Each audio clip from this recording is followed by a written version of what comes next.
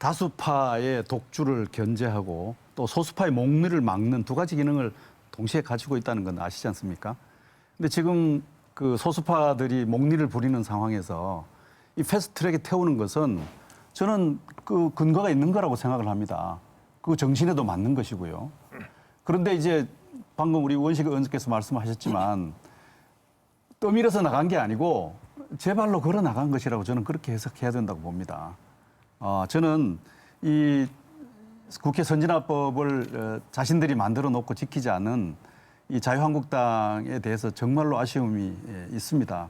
그것도 대단히 큽니다. 지금 국민들이 이 상황에 대한 책임이 누가 제일 크냐 이렇게 여론조사를 했더니 많은 다수가 자유한국당에 책임이 있다고 이렇게 얘기를 합니다. 물론 민주당에 책임이 있다고도 하는 사람들이 있긴 한데 그 숫자는 아주 작습니다. 그래서 이 국회 선진화법의 정신이라고 하는 것이 말을 통해서 절차를 통해서 갈등을 해소하고 교착 상태를 풀어보자고 하는 것 아닙니까? 과거에 민주당이 소수파였을 때는 필리버스터라고 하는 것을 하지 않았습니까? 예. 그 필리버스터는 국회 선진화법이 만들어 놓은 소수파를 위한 제도적 장치란 말이죠.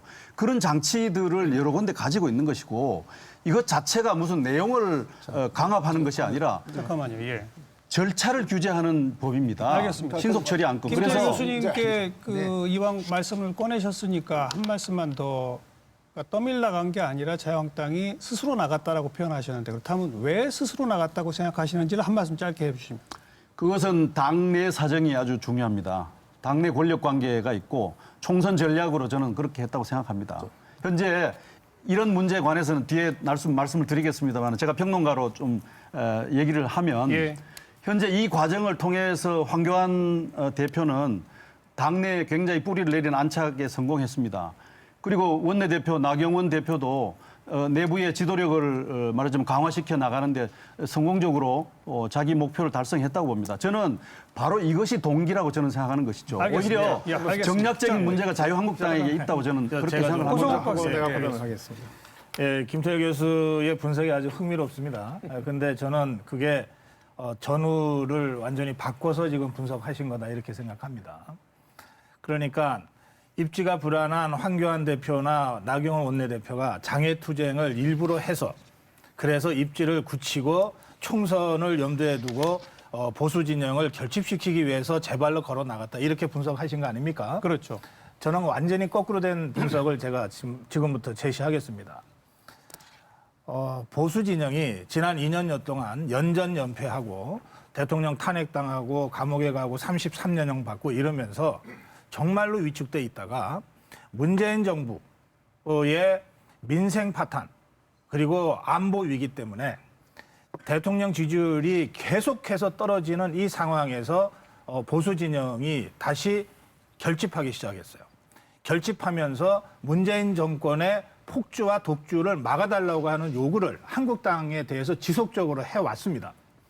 실제로 지난 2년여 동안 단 한 주도 쉬지 않고 태극기 세력이 나가서 집회를 했습니다. 예. 그리고 그 수가 지속적으로 많아졌고 꼭 태극기 세력뿐만 아니라 한국당에 대해서 웰빙 정당이다, 투쟁 못하는 정당이다라고 하는 비판은 보수 진영의 유권자들한테서 정말 귀에 못이 박히도록 들으셨을 겁니다.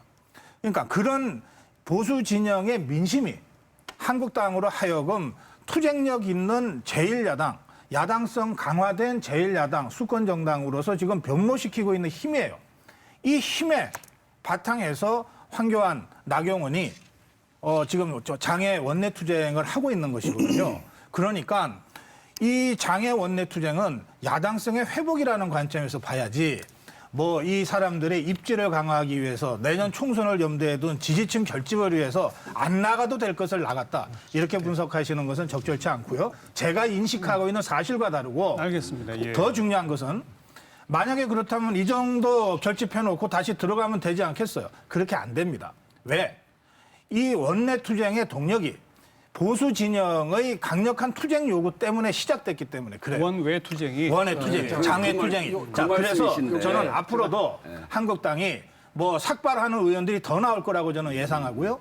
그다음에 상당한 기간 동안 다시 말해서 문재인 정부의 국정 운영이 전반적인 전환을 하기 전까지는 그리고 더불어민주당이 이 일련의 사태와 관련해서 사과하기 전까지는 이런 장애 투쟁은 계속될 수밖에 없을 거다라고 제가 예측합니다. 예, 그 아주 고성국 박사님 아주 잘 얘기하셨는데 제가 그 말입니다.